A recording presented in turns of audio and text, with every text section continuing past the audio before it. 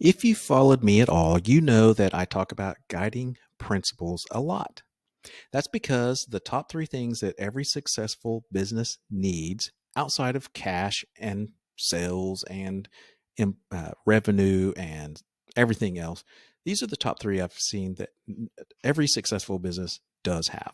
One is guiding principles. Guiding principles are like your North Star, they're your guiding light.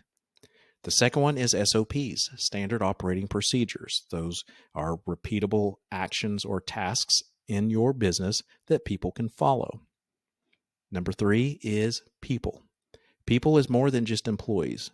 It's vendors, it's banking relations, it's customers, the types of customers and employees, of course, and some other things. But we're going to talk about the first step in guiding principles because the first step is your purpose statement. It's also known as your passion statement.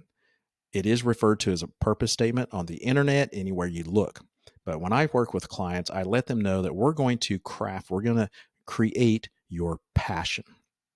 Now, a lot of business coaches and consultants will come in, we'll gather up our C suite team, our executives, and let's create a purpose statement. I'm not in tune with that because I think, especially out of all the statements that you have in your business, I think your purpose statement should come from the heart. It should come from the founder and the small business owner only. Now, it is okay to get some guidance, some input, some sounding boards, if you will. But when you craft this, when you create this, I really think it needs to come from the business owner because the people that you have on board, they may not be here in 5 years. So the purpose statement that you create together, it won't mean anything if they're not here anymore. So the purpose statement, first of all, we should start with our core values. We have an assessment. If you would like a copy of that assessment to find out your top three core values in your business, put it down in the messaging and put your email address, and we will get one over to you. So it should be some form of your core values. Now, it doesn't have to say specifically your core value, but it needs to be aligned with your core value. And I'll give you an example. I'm going to use ours because obviously I created it, so I know how it formed. Our core values, one of those is empathy. Empathy. When we're creating our purpose statement, also known as our passion statement, we want to address the who and the why. We want to be clear and concise on the who and the why. For instance, ours is small business owners. It's not just business owners, it's small business owners. Our why? Because they're working hard and not getting anywhere. Now, how do I know that? Because I'm empathetic to the fact that I know as a business owner, especially when I was a small business owner, I know that I felt like I was just spinning my wheels. I was doing everything that everybody told me to, and nothing was changing. So I was working extremely hard and not getting anywhere. Now, that all comes from a sense of empathy. I can relate. So, our purpose statement is to be a voice of hope for small business owners who are working hard and not getting anywhere. That's it. It should be memorable. It should be inspiring. It should be able to tell your team that you bring on, the team members that you bring on into your organization, why we exist, why you, as the small business owner, even started this company.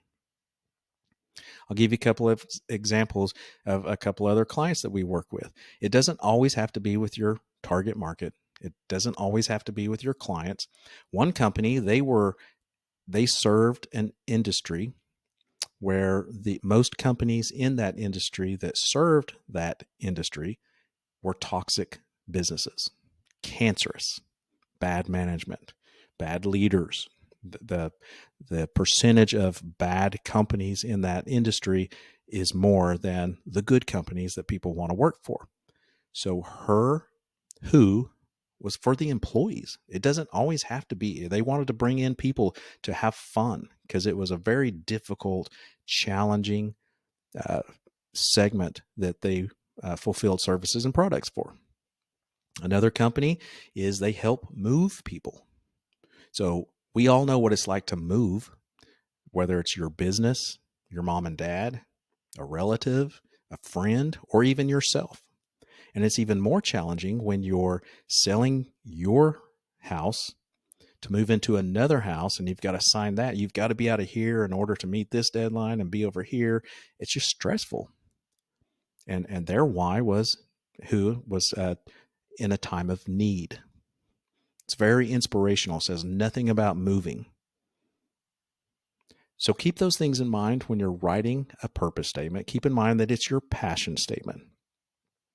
If you want more information like this, I highly encourage you to subscribe to our YouTube channel. You can also find me on LinkedIn, where I'm very active and influential. You can find that address in the comments below, and I look forward to seeing you next time when we talk about mission statements.